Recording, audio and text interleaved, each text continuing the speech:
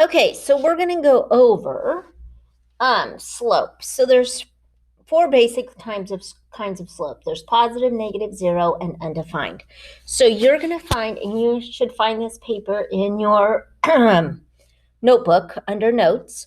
And so I'm going to make this a little bigger so we can see it. And so we're going to look at this first one. And you have a line here. And so this line, and then if I find some points that are on this line, so I'm going to go over 1, 2, 3, and up 3. There's a point on the line. And then looks like I have the other point, which is at 2 and 1. So when you do this, in order to get that, remember that slope is basically just rise over run. And I always will do my run to the right, but the rise can either go up or it can go down. And the reason why I do my rise to the my run to the right only is because then I don't mess up. I mean, that was just my reasoning why. So if I go from here at 2, 1, I go up 2. So my slope is up 2, and then to the right, I just went 1. So 2 divided by 1, 2 over 1, and it's positive 2 because I'm going up. So this just means my slope is 2.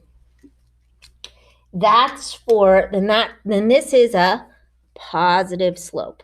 So this one is positive. So now we're going to go to our next one.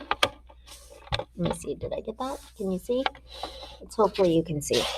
I'm going to make this still a little bigger. So I don't know. Maybe it's because my eyes are 50 years old and yours aren't. I don't know. Okay. So now this next one, same thing. I'm still going to find some points along my line. So I've got this point right here at -5, -1. -5, -1. And then it looks like I have another one. Let's see. Right there at 0, -4. So this time my rise is going down, and then I'm going to my right. So my rise, I'm going down, and then I'm going to count 1, 2, 3. So down 3. And then I get to the right. So I have 5. So this is 1. So this is at -5. So I have 1, 2, 3, 4, 5. So my slope here is -3 over 5. And it's negative because we're going down. You can leave it as this, or you can change this because most of you don't like fractions. In slopes, I always leave it as a fraction because it makes my life a lot easier. But if you must have it as a decimal, you can, and it would be -0.6. And this is a negative slope. So that's your example of a negative slope. So now we're going to move to the next one. And if you kind of notice this line, it's kind of hard to see, but if you notice this, any of these things, so I've got this one and I've got this. If you notice, I'm going up or down, 0. But then I moved, and I just picked my point to be -5 all the way to 2. So I'm going up or down, but I move to the right, and I count 1, 2, 3, 4, 5, 6, 7. 7 places, so 0 over 7. So this is where my slope is a 0 slope, because 0 divided by 7 is just 0. And one of the things that's nice about this 0 slope, that 0 slope there, one of those things that's nice is that this line is flat-lined.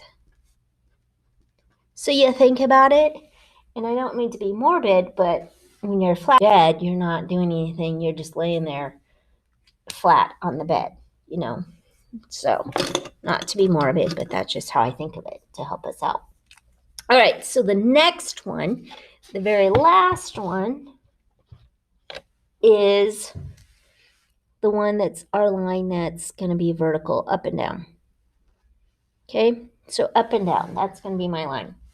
So with this, I found a point and it's right there. So this point ends up being 1.5 and 2. And then this point right here is 1.5 and negative 2. So to go, I'm going to go up from negative 2. So I'm going up from negative 2 to positive 2 is 4. But then I move over to the right 0. And you guys can all go on, well, most of you can go on to Siri and you can say, hey, what's 4 divided by 0? And you're going to say undefined. And if we were in a classroom, it would say undef on your calculator. So this is going to be an undefined slope. And what I like to think about this is a vertical line is undefined. So that vertical line is going to be undefined. So now this is how you find your slopes when you get graphs. Now we're going to go to the next part. I'm going to make this a little smaller. And now we're going to go through and we're going to look and we're going to use the slope formula. And this is just a recap. I mean, it's been a while. I get this.